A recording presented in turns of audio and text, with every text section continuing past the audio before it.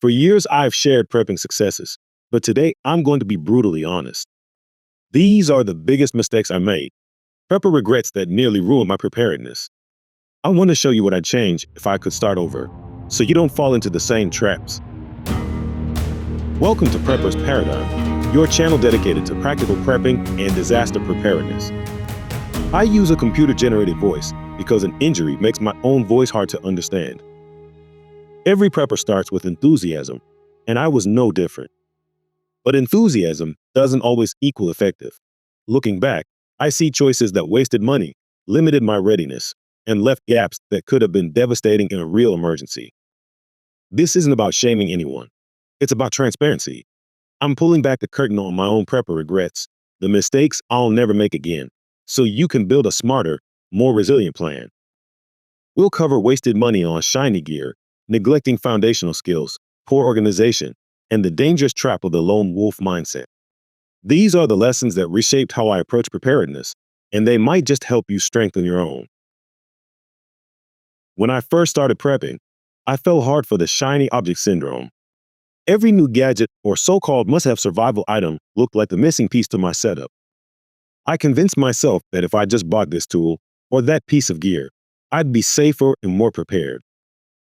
The problem, most of it never saw real use. I didn't stop to ask the simple question, would this actually help in the emergencies I'm most likely to face?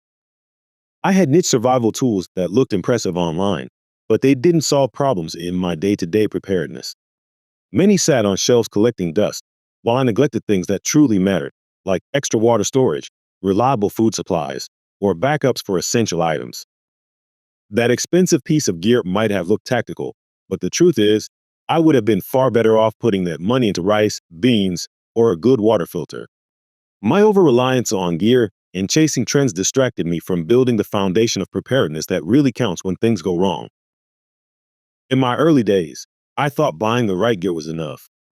If I had the tool, I assumed I'd know what to do when the time came. That was a huge mistake. Real preparedness doesn't come from what you own. It comes from what you know and what you can do.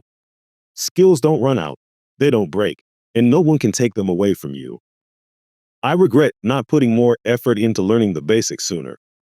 Skills like purifying water, treating minor injuries with basic first aid, and growing food are far more valuable than another knife or fancy gadget.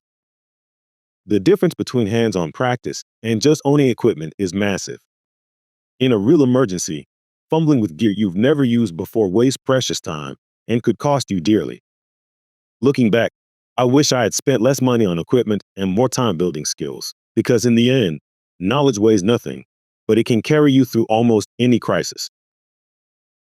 When I first started stockpiling, I treated prepping like a race. The more I could store, the better I thought I'd be. Pretty soon, I had piles of supplies stacked in closets, crammed under beds, and scattered in boxes. It felt good at the time, until I needed to find something. In an emergency, disorganization can be as dangerous as not having the item at all. I wasted time digging through bins. I lost track of expiration dates, and I even bought duplicates because I didn't realize I already had something buried in the mess. The hidden cost of this mistake was space. Supplies aren't free to store. They take up room, demand rotation, and need proper conditions to stay usable. I ignored all of that at first, and it created chaos. What I've learned is that streamlined storage beats sheer volume every time. A smaller, well-organized stockpile that you can access quickly will serve you far better than a disorganized hoard. Now I track inventory, rotate supplies, and keep things where I can actually reach them when it matters. One of my biggest regrets was falling for the lone wolf mindset. I thought if I just worked hard enough, learned enough, and stocked enough, I could cover every angle on my own. It felt safer to rely on no one but myself. The flaw in that thinking showed up when I asked the hard question, what happens if something outside my control takes out my setup? Flood, theft, or even an injury could wipe out months or years of preparation overnight. With no redundancy and no support network, my plan could collapse in an instant. Redundancy is survival insurance. 2 ways to filter water, multiple ways to cook, layers of security. Those backups can keep you afloat when your primary system fails. And while many preppers avoid community, I've learned that trusted connections matter. I'm not talking about broadcasting your supplies or depending on handouts. I mean building relationships with people who bring different skills, perspectives, or simply a second set of hands when you need them most. My biggest regret is not realizing this sooner. Redundancy and selective connections don't weaken self-reliance. They make it stronger. Looking back, these mistakes taught me some of the most important lessons in preparedness.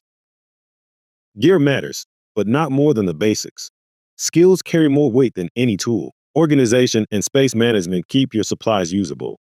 And redundancy, along with carefully chosen connections, turns fragile plans into resilient ones. I regret the wasted money and wasted time, but I don't regret the lessons, because each mistake shaped the stronger, more balanced approach I use today. Take a moment to think about your own preparedness.